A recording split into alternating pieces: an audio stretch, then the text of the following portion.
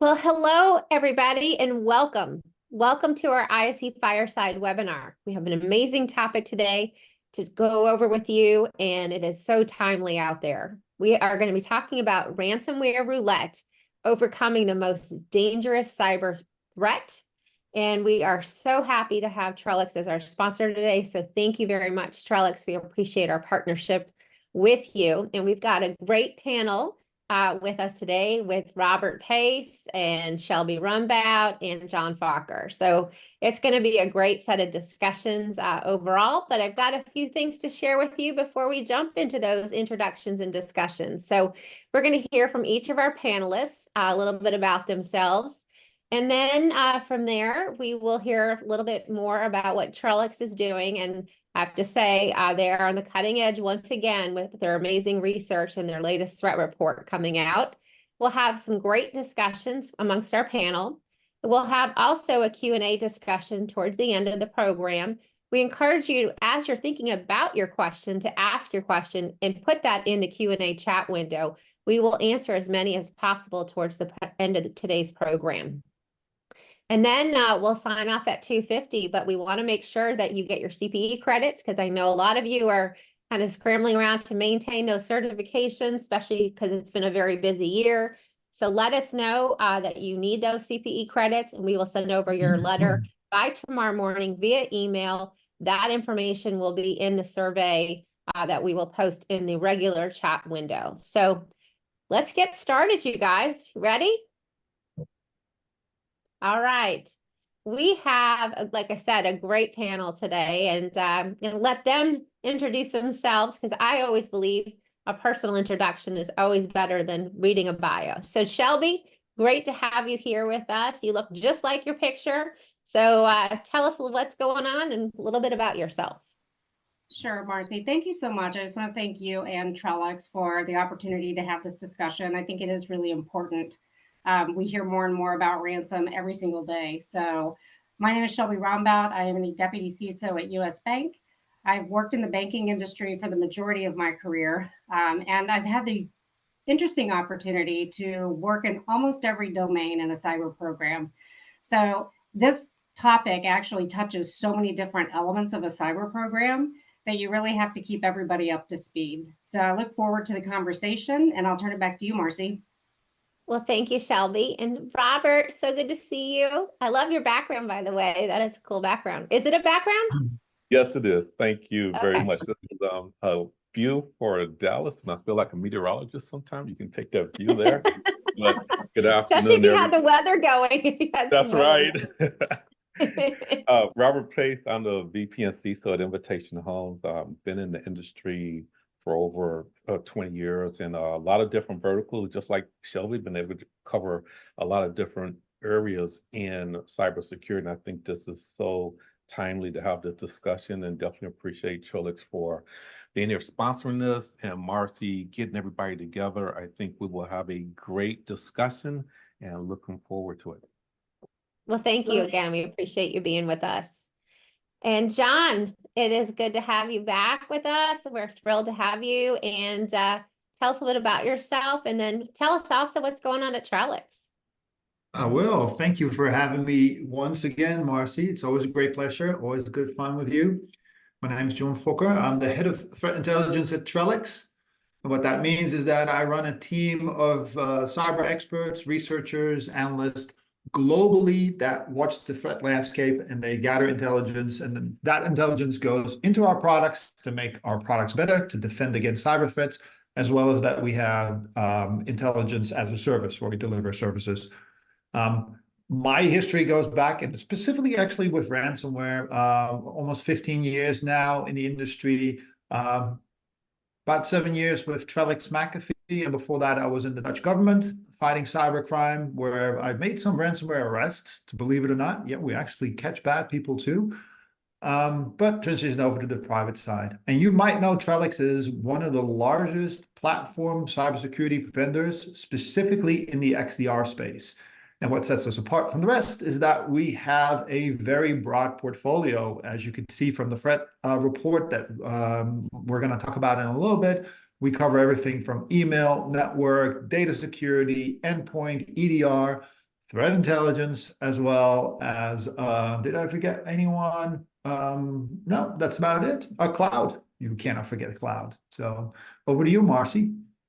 Well, thanks you. Thank you so much. And let's go ahead and jump into our discussions, y'all. I think that's what we're here for. So, I mean, we've got a lot to cover. So, we've seen out there and across the board that ransomware is just so on the rise, and it really is not discriminatory. It is impacting big companies, small companies, hospitals, which is very scary.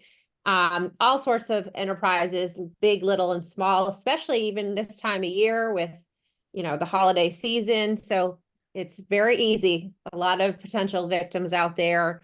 And those ransomware hackers are certainly financially motivated. They don't have to pay their taxes, but there's endless victims and customers, so to speak, right, along the way. And what stands out to me is the fact that they just get away with it. There's no real ability to trace the transactions, and so it's a very lucrative kind of avenue across the board. So, and as more and more are going on digital, from e-commerce to shopping, banking, doing everything overall, the ability and the susceptibility is really there across the board. John, Trailhead's just recently released its latest cyber threat report back in November. And what stood out to me when by the way, I tell you this every time I see you. I'm such a groupie of your guys' research. So I love your research, and I think it's awesome across the board. But what stood out to me on this kind of go around is the global detections and the industry reported incidents, particularly that we just saw an uptick in Q2 of this past year. And all these different kinds of variations in ransomware families, and the countries, and then the different industries target. Again, anybody could be a victim here. So can you kind of dive into us and give us some of those nuggets that you saw from the countries and industries that are being targeted? Yeah, of course. It's interesting to see in the report, we actually distinguish between what we see in our sensors and what is reported through our collaboration with the governments that we have globally or with other industry peers. So we try to distinguish between the two, because one is more qualitative data versus quantitative data, because even our sensors, there could be multiple things that you interpreted. But what really stood out, and you said it already, there's all these new offshoots, new branches. It feels like it's like, hey, this is a profitable business. Let's start for myself. And we think this, we don't have all the answers 100%, but we do think that there's a couple of things driving this. Most likely, or what we see in the trend, is that there is a growing rise of data exfiltration and extortion only ransomware. So we see that rising. We see that threat actors are, it's different. It's difficult to penetrate a network completely into all the nooks and crannies, deploy the ransomware, the actual encryption service, and lock everything down, and making sure that you have to go into negotiations, and then everything unlocks and works as promised. That is a lot of work. And we see threat actors, maybe they're a little bit less skilled, maybe they don't have those means, or maybe they just don't want to put the effort in. So you see them focus on data exfiltration. And because that is less labor intensive, it's more lucrative or more attractive for a lot of new groups to tread the water, try it out, and to begin their own kind of extortion ring. So that's one of the things that we've definitely see. And then obviously, yeah, like you said, it doesn't disperse. It doesn't matter in which sector you're in. If there is a vulnerability, if there is a way in, ransomware actors will find it, and they don't discriminate. So if there's things to be, if there's money to be made for them, they will not shy away from trying to either encrypt you or steal your data, or do both. Well, I mean, it is just astounding to me across the board, the uptick in it. And similar to what you discovered in your research, John, I saw out there also Dark Reading and Corvus Insurance confirm these findings. And they even kind of dug a little bit deeper, where these ransomware attacks are certainly at a record-breaking pace. And in Q3, 2023, they saw the global ransomware attacks frequency up by 11% over Q2 and then 95% over year. So that's almost 100%, doubling of ransomware attacks across the board. So, a lot of us think, oh, it's never going to happen to us. And we get into this trap and thinking our organizations are too small or they're not on the radar. They're not interesting, to be targeted by ransomware. But Robert, as these attacks against like educational institutions and fast food franchises and shipping companies and retailers and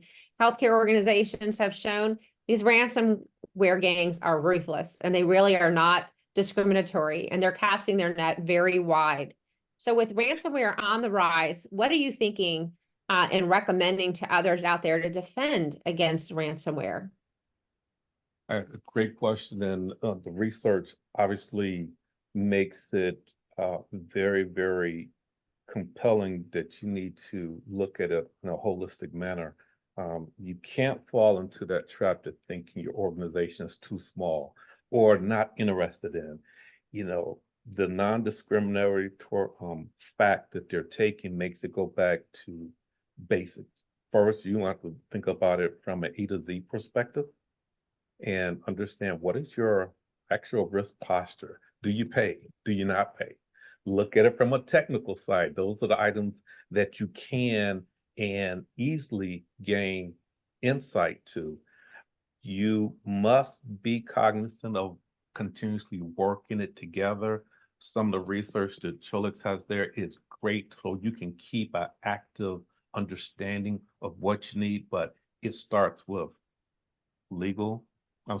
configuration, then talk to your legal, then understand your posture. You're doing this back and forth constantly, and just when you think you have it, you got to go back and hit all those points again. So it's a continuous effort, but start with the configuration, hit that from a legal, get that risk posture, and keep working your way slowly but surely in, and fundamentals. That's some good sound advice. I would, is someone echoing or am I echoing? Oh, that's weird. Okay. Well, Shelby, kind of building on that, it comes really as no surprise that the financial services sector are even 300 more times likely than other companies to be certainly targeted by the cyber criminals out there.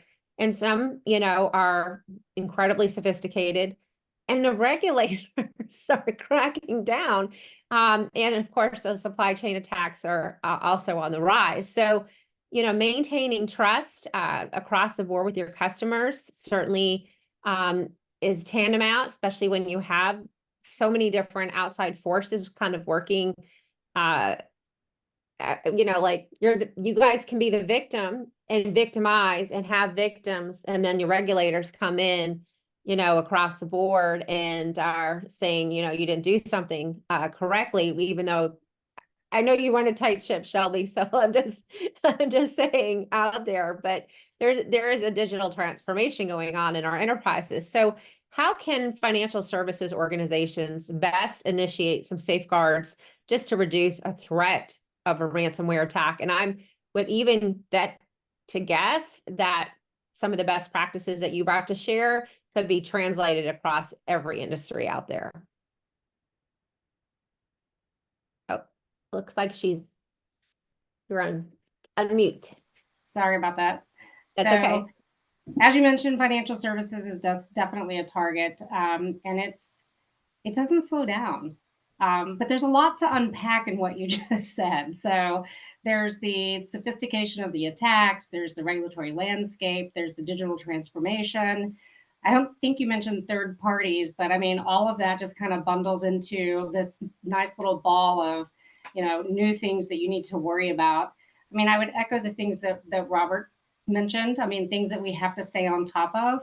But from a ransomware attack perspective on the financial institutions, the larger institutions are not getting hit as often, I think, as smaller institutions or the third parties.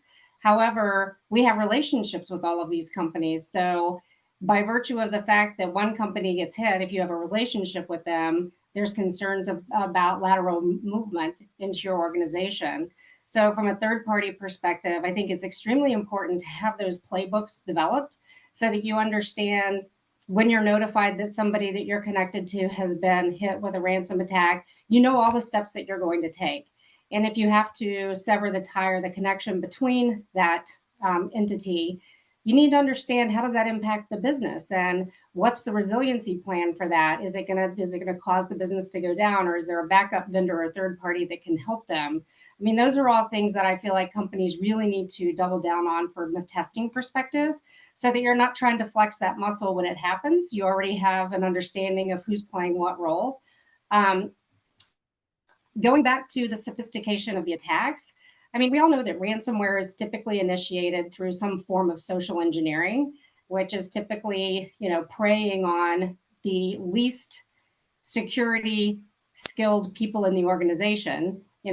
People get the emails that say, click on this link and you'll win $1 million or whatever it might be. And people click on the link. And artificial intelligence is already making that so much harder. I mean, I see some of our campaigns that we're putting out that, we think the AI is going to look like. And I mean, it's amazing. I mean, it's truly amazing how real these things look. So far, I have not failed one of our phishing tests. So I'm going to try to keep that up. But, it really is a lot harder. So I think training the organization and the end users to detect, when you get a message like that, always question it and give them the skills that they need to look at the address that it's coming from and really pay close attention to the URL, because a lot of times it's like it's one off or it's missing a letter or whatever. So I think training is hugely important. And then going back to the regulatory landscape, I don't know if people saw this, but in February of this year, the Treasury, they put out a report, they published a report on financial services movement to the cloud. And like my team took that report and we basically distilled it down into, they're telling us lessons learned from companies, financial services institutions that have gone to the cloud faster than we have.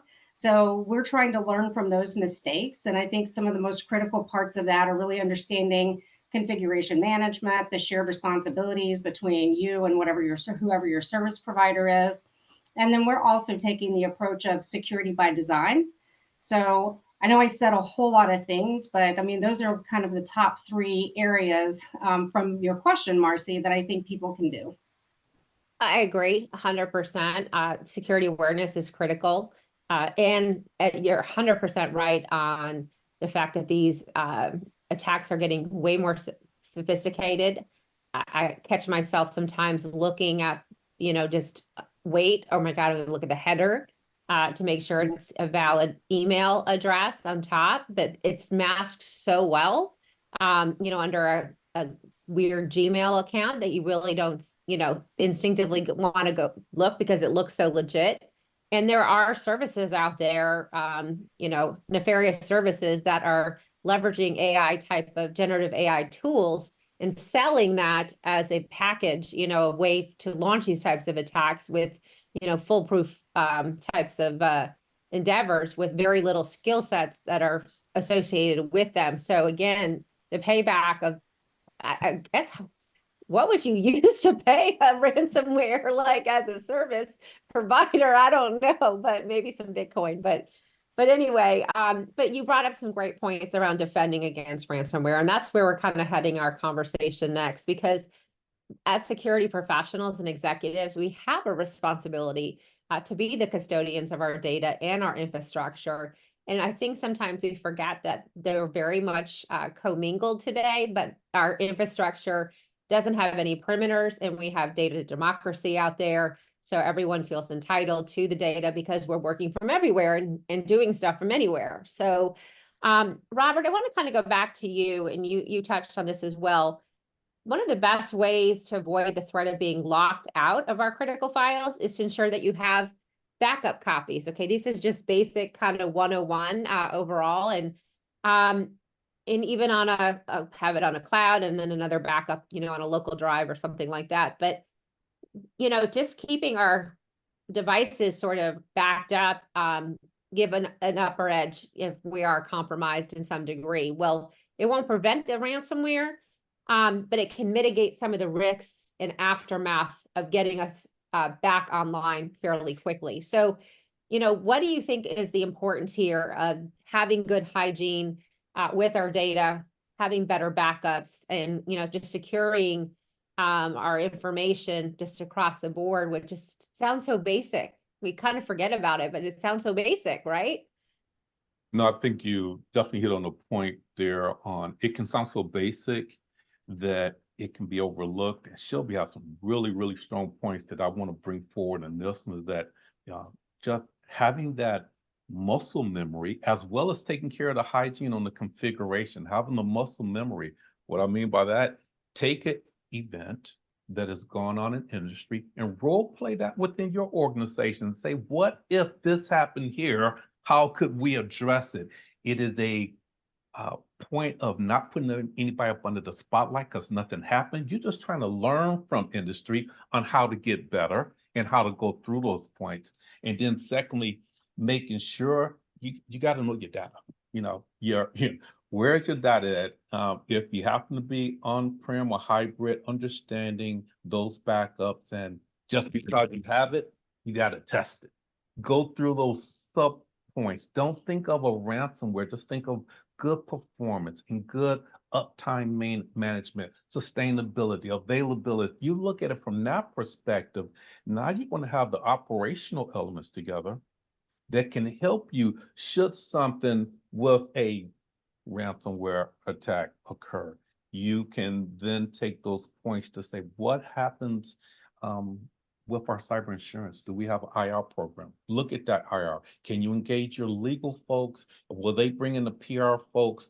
The first point I mentioned, what will you do? Will you pay, not pay, understanding the OFAC laws and be cognizant of that, what you can do. Those are all key elements to put in with the hygiene. Think about it from a muscle memory perspective. How are you ensuring that your organization can react at the right rhythm, at the right cadence during that event? What if you don't get the data back? That could be a key element right there. You may be X days from the good integrity. Understand that kind of role play. So is it 5? Is it 8 hours? 24 hours? What is that impact to you as an organization from being able to recover from a particular point in time? So that RPO, that recovery point objective, the RTO, those are key things you're going to have in your DR. A lot of elements, but hygiene, muscle memory, use the items that occur in industry, role play that back in your organization to figure out how can we get better. Whereas one of the items I like to hear, how can we become smarter tomorrow than we are today? Oh, I love that. Robert, you're always full of awesome wisdom and things like that. So, but anyway, very wise. These non-technical criminals out there are, that are really spawning a lot of this ransomware, especially through the AI, are been very successful and very convincing. I think we all concur with that. So with that said, though, there's a whole aspect of business email compromise, which I have been kind of fascinated with, and it's a form of phishing out there, because AI to me has amped this thing up across the board. It is, you really, can take on a personality of someone that you would think is a trusted person in your organization or in your sphere of influence. It would have the knowledge, sound like them, write like them, look like them. So these business email phishing campaigns that are out there are really kind of spawns, I think, to a lot of the ransomware attacks that happen. So John, how can we protect ourselves from a weaponized now generative AI solution that is launching these business email compromise, emails in droves, right? You just throw them out there like spam, see who sticks. It just takes 1 or 2 of them, right, to kind of be lucky and be lucrative. So do you think it's something we need to be worried about, or are we just sort of, getting our little cybersecurity heads imagination the best of us? Or is it something we really have to think about going forward? Well, it definitely opens up an avenue, right? For us as defenders, but also for attackers. And I think I said it in the last webinar we had, we only scratched the surface about things. And it's funny that you mentioned business email compromise, because I believe, I don't have the recent statistics, but I would not be surprised that the financial loss for BEC is larger and bigger than it is for ransomware. And actually, but ransomware has a business impact when it comes to an operational business impact. So, but it's very interesting to see, because yes, it's all about tricking somebody. And when we look, we have an email appliance, so we look at emails that come in and all these phishing emails. It is becoming trickery and more tricker. I'm sorry, it's late in the evening here. It's becoming more difficult to distinguish what is real, what is fake. And yeah, obviously you still have the real fake ones. They still haven't found out. They didn't get the memo that ChatGPT is available for everyone. But yeah, it's that's a challenge. So some of the things that we definitely see especially when it comes to delivering malware, so they could be for ransomware, for instance, or a first stage piece of malware, is that no matter how well the email is crafted, they will always try to lure you towards either clicking on a link or opening an attachment. That's very often the case. So, and we see things that are very familiar. When it comes to business email compromise, yeah, that's also a different story, especially if threat actors gets their hands on previous conversations from the person they're trying to impersonate. Historically, we had to, if I was the criminal, I had to read through all this communication and I had to adopt my style a little bit towards the person that I'm impersonating or I'm trying to convince. Now, with a click of the button, I can just say, like, okay, I need to, I want to sound like Marcy, and I can sign my emails if I have enough. Well, Marcy, right now I have quite some emails from you, so now I can basically just craft my emails just like you, and I can fool Robert and the rest. But no, this is just the things that happens. But at the same time, on our side, we're making great strides when it comes to AI as well. So we're incorporated in the products, in the research facilities. It enhances a lot of these things. So yeah, it's just another part of the arms race. Do we need to get extra scared about things? It's just another evolution, I would say. And if you want the real honest truth, I think we as an industry still have a lot to do before, and that we have to cover a lot of gaps. So in the military terms, it's a target-rich environment for the threat actors. So there's a lot of basics we can do right that can actually prevent a lot more than we worry about AI too much. Like good password hygiene, having control over your external attack surface, doing all the stuff that my co-host already said, looking at your regulatory, making sure you have backups, all that stuff will set you up for success. But you cannot stop criminals from sending you an AI crafted email. What you can control is how you respond to it and how you respond to an incident that might happen. So, with the response of that and being out there, Shelby, I'm going to kind of go back to you because financial organizations just have so many more resources at their disposal, so they can respond faster than other sectors and probably can even detect it before a lot of damage is done across the board, especially, around data breaches that are associated with it. So on average, we're seeing out there companies across industries typically take 204 days to identify and 73 days to contain a breach. Now that's sort of really in huge contrast to what the SEC thinks is majorly possible in terms of a disclosure. But hey, but in the financial industry, breaches can be identified on average 177 days and contained within 56 days. So that's still a lot of damage that could be done in both timeframes overall. But the scrutiny from the public and when all this happens, we have targets on our head and we have customers obviously that have been impacted. So what are you seeing out there, and when we're being asked to do more with less, and reduce some of these security tools and technologies in our stacks, where do you think as security professionals and executives out there, can we get a bang for our buck in thwarting a ransomware attack? So where can we put our money where our mouth is, so to speak? So I feel like I'm going to repeat some of the things that Robert said and maybe some of the things that John said as well, but it really comes down to it's confirmation. well, it really does come down to hygiene, right? I mean, none of us, no company, regardless of the size, is as well funded as the bad guys, right?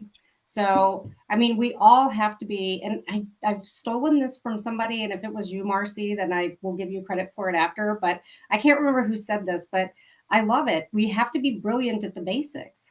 I mean, we have to go back to the core of where we started in security, and we have to ensure that we have complex passwords and authentication, and that we are doing backups, and that we have those backups stored in locations that, you know, if something happens, we can bring in backups. We just have to be prepared.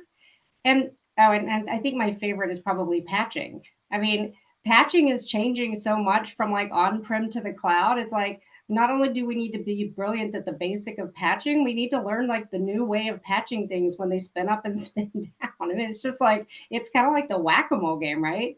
So, I mean, those are like the key things that I think are the most important. But I also feel like there are additional opportunities with AI for us to build better defense mechanisms and capabilities for identifying when an attacker is in our environment. And a lot of those tools are free. So, you know, most of the world thinks that AI started with ChatGPT, but that's really not true. I mean, AI has been around for quite some time. I mean, most of us have models built in our organizations that give us better detection mechanisms and opportunities to, you know, identify within the kill chain multiple opportunities to shut down a bad actor. So I think understanding what is the kill chain and what happens at each one of those phases and what my team should be doing. I think that's another playbook that we put in place that, you know, people start practicing. So I think there are a lot of things that we can do. Still falls a lot around training. I mean, back to the end user and the clicking on the links in the email, like John brought up on the business email compromise. We really have to drill into our employees that they have to be very vigilant as they're looking at emails. So we have a lot of work to do, I think. But I agree with Robert's quote that I wrote down. We have to be smarter tomorrow than we are today. And I feel like that's a lesson learned from AI, right? It's smarter tomorrow than it was yesterday. So we've got to follow that suit.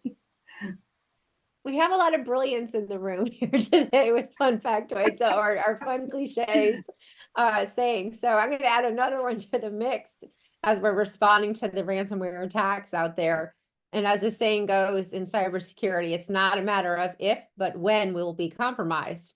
So if you're suspecting that you'll be hit with a ransomware attack, chances are you already have been, since it's going to take us anywhere from 177 to 204 days to you know, figure this out overall, but you know, it's going to happen across the board. So let's sort of talk about how and why we deal with it when it does happen overall. So ransomware, you know, Robert, does move quickly, and the device with the ransomware is not necessarily patient zero. And immediately in the isolation of the infected device doesn't guarantee anything that the ransomware doesn't exist anywhere else on the network, because some of this is still stealthy and embedded in there for quite some time, and it is awakened by just a unsuspecting person clicking on those links or something out there. So how can we limit the scope and stop the spread and the overall impact? We talked about certainly the awareness, you know, of course. We talked about just being brilliant with our basics like backups and having all that there, but you know, now like I said, inevitably it's going to happen in some contexts, but how do we contain it in the best way possible so that it's not, you know, taking the whole thing down like Colonial Pipeline, for the example, which I think is the entire, you know, the entire end of the other spectrum, you know, overall, although it was a supply chain type of attack, but, you know, still a form of it. No, for sure. I want to go back, and Shelby just gave me some good points to lead in. So I'm definitely following up on some of your points. And then John, what you mentioned there, if we fail to recognize that you can't contain if you don't understand your digital footprint. When everything was on-prem, we had better understanding of it. As you start to go hybrid, and if you start to go full cloud, you must understand your digital footprint consistently, or you could have some items out there that you are not keeping track of. It could be serverless servers out there. Something so easy, and every point of entrance into your network, you got to understand it. So asset management, understanding those physical, understanding those virtual systems, understanding every config, even if it's infrastructure as code, understanding how everything works and where is your digital footprint in that concept. So therefore, if something does happen, at least you're not trying to figure out at that moment. Shelby brought out the point. You don't want to test this out in the midst of something. You can't do that. So you have to have sound integrity of where that information is at. How does it work from an upstream, downstream perspective, understanding some of the process flows? You have to be able to do that, the fundamentals. If you can't identify, then you isolate, then you remediate. That, as a security leader, you're going to need to show some sound input on that, because you're going to be up under the spotlight during that time. And there's just so much to gain during that point in time. You can't be smart in that moment. You're going to have to understand and leverage all the information that you practice and practice and practice over until it just becomes so ingrained into how you operate, and then make sure that you can call in the right folks. This is a good time for you to test out your incident response plan. Who are going to be those cybersecurity folks to come in from a forensic perspective to help you? Because if your team is not forensically trained, you don't want to put them in a bad position. Absolutely. So, when we're faced though with the possibility of these weeks and months of recovery time, even when we might be doing all these appropriate things like patching and backing up and bringing forth a strong security awareness program, we still have to deal with the situation at hand. So I want to kind of get your thoughts on this across the board. So do we give in to these ransomware demands? And I know this is like an ethical question, a dilemma across the board, because it seems tempting, like I'm going to get my data back, I'm going to get my life back, I'm going to save something, and it just doesn't, seem that bad. But is it, I don't know, I lend myself to believe it's painting a target on our backs and type of extortion and funding also criminal activity. So I love to get each of your thoughts on, do you pay or not pay? I know it's a kind of personal decision with it, and a corporate philosophy too. So John, I'm going to start with you. Ooh, so I got mixed feelings about this one. I come from a law enforcement background. I was one of the co-founders of No More Ransom, and one of our key things was saying, don't pay. And I agree with you, Marcy. If you pay, you need to realize you're funding a criminal organization. So that would be money that's going into more attacks. If you pay, you have no guarantee because you're dealing with a criminal. So paying for getting your data back or paying for them not disclosing it, that's just putting yourself in a corner. That's guarantees. You're dealing with a criminal. You have zero guarantees. Same goes for the ransomware. You don't know if the ransomware actually works, because there's no guarantee. And there's no institution you can go to complain if it doesn't work. And if you don't follow the right procedures and you just blindly try their decryptor on your encrypted data and it doesn't work, your data is corrupted forever. So that makes it really hard, or makes it like, it's easy to put a foot or a stake in the ground and say, like, don't pay. At the same time, in my day-to-day business, I also see organizations that if they do not pay, they go belly up. They cease to exist, and they have to fire hundreds of people because they're out of money. And that's the reality that we're facing. The thing that, so it is, I kind of make it a business decision. It's up to the business owner themselves. And it's based off of all the things that we said before. Even Robert said that, like, how long does it take you to put your backups in place? That's stuff that it needs to know, because if you lose money in that time bracket, do you have enough time to put your backups in order? Or do you actually don't have that time? There's not a lot of other options. So it's a business decision. I would prefer not to pay. But the very, very most important thing I would say, the only thing paying will give you is buying you time. That's the only thing you're buying. You're not making your network safer. You're not doing anything because you're not patching the hole. You're not closing the door. You're not kicking the threat actor out. You're only getting some data back. Hopefully, you don't know. The only thing it can buy you time is that you can get back on your feet a little bit quicker. That's it. But there's work to be done after you paid. And that's a much more work than just paying the threat actor. You're right about that. I mean, there does depend on a lot of different factors. And what they might have had access to, I think, as well as the cost of ownership of if you just kind of locked out of some, random shared drive that has like 17 versions of somebody's PowerPoint presentations out there. I'm just saying, right? But if it's it's your IP, well, that's a whole different story, right? Yep. So, Robert, I love your thoughts on this because, you bring words of wisdom to the table.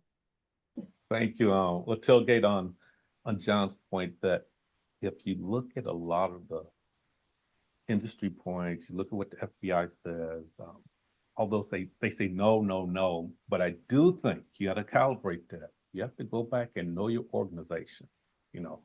What is damaging from that brand perspective, being able to look at it from a now with some SEC reporting that could be there. What you need to go through from that point. And these are not the items that you think about at one point in time. It needs to be something that is brought up in a discussion, not annually, not even semi-annually.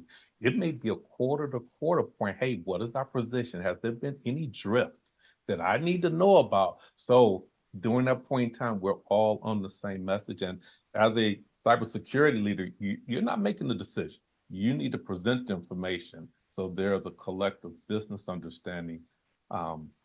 Getting the data back, they're going to ask you, can we get it back? You're not going to have any assurance. As John mentioned, that recovery time, you could be on the hit list. And once you pay, you may have to pay again for the recoverability. There's so many variables right there.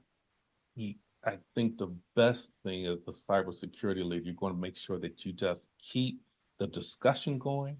It's going to sound like a lightning rod. It is lightning hitting dry grass. It's going to be a big flame, but it's good to have that discussion so you know what is right there. And then maybe in your IR part, you can think about, do you have the right negotiators to help you with, what can go on, because you want someone that's trained and experienced to come in and act on your behalf.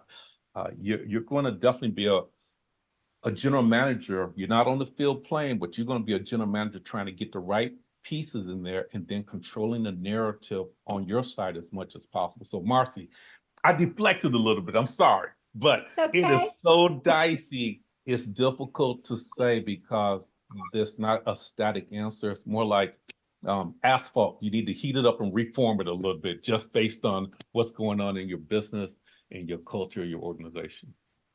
And Shelby, what about you? What do you think? Pay or not pay, or? I mean, I would like to say that we wouldn't pay. That it would be a decision that has to be made based on what the circumstances are at the time. But I do think the one additional thing that we haven't really talked about is how the US government views paying the ransom. So Treasury released an advisory a while back about, in the future, it might be illegal to pay ransom. And even if we don't make it illegal to pay the ransom, it could potentially violate the Office of Foreign Assets Control regulations. So, I mean, like everybody's saying, we're basically, if you pay, you're funding terrorism. So I mean, I think if at all possible, I would want to make sure that we didn't pay. But that means we have to be brilliant at the basics and that we have to have our backups readily available and we're able to restore. But just listening to John and talk about and confirming that you don't know if you're going to really get the encryption keys. And some of the stuff that I've read about ransom as a service, whoever is using that service may not even be sold the decryption keys. So I think it gets further compounded at that point. So I think that opens you up to extortion from another entity that might actually have the keys. But it's probably a really hard decision, and it's very situational. I hadn't thought about what you just said because there might be buying, a base package that doesn't have some of the other aspects. And you're dealing with some of these people that might be not as technical, that are just kind of enchanted by and enticed by, oh, you can Yeah. launch your own ransomware attack with, here's a little AI template that you can do it and launch it and see if you get lucky. And then when push comes to shove, and then they have the anonymity of being in these foreign countries that don't have the reciprocity type of laws that are out there overall, or their ecosystems are based on it, like parts of Eastern Europe and Africa. That's their economy, that's how they are employed, so to speak. So I'm going to go back to John before we kind of wind things down for today. And you talked about in your cyber report in your introduction, I always think your introductions are very passionately written compared to just like, Thank here's you. what's going to be in your report today. But tell us a little bit about what, the importance of a critical partnership might look like overall, and why it's even more tantamount and important today as we're kind of really seeing these upticks in ransomware type of attacks that are based perhaps on generative AI and other types of Mhm. aspects out there. So kind of your words of wisdom, John. Yeah. So to summarize it, there's a multitude of factors, threat factors, as you might call, that is coming our way.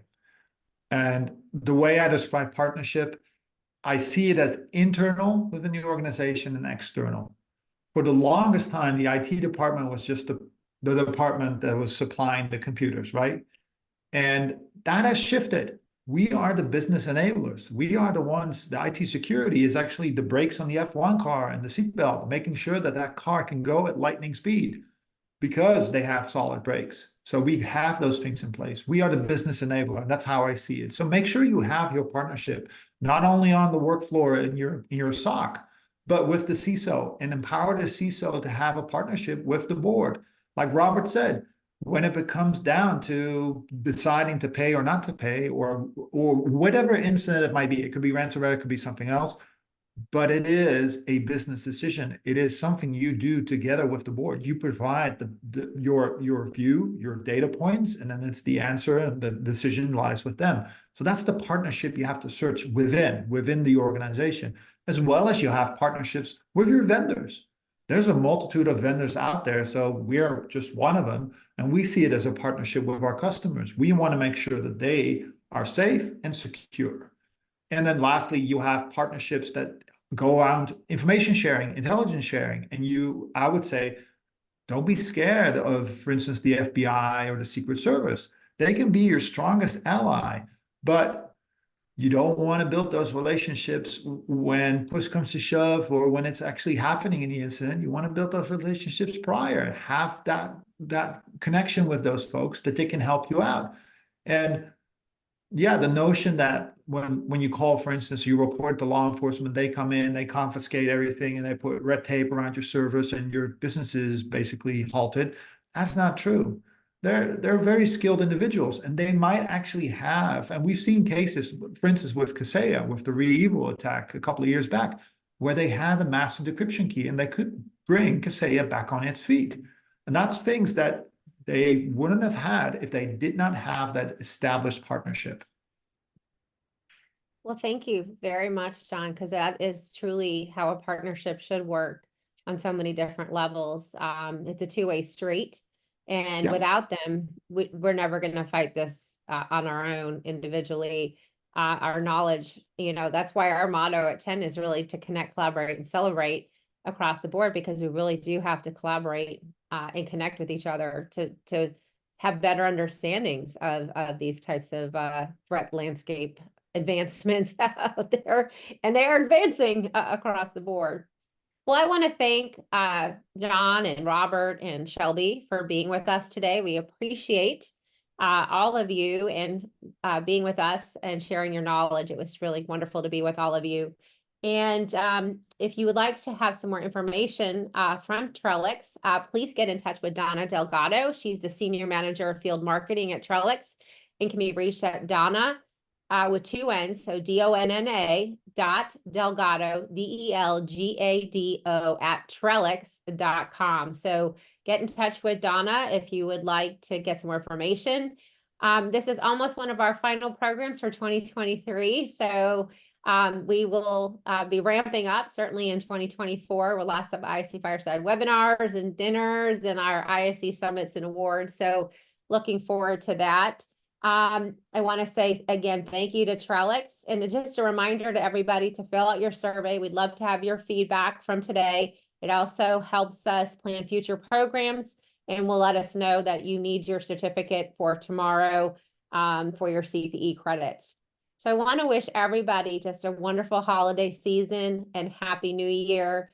We have one more ISE Fireside webinar at the same time tomorrow, 2 o'clock Eastern Standard Time. So we look forward to seeing you all again. And thank you. Happy holidays to you and your family. Stay healthy and safe, and we'll see you soon. Thank you.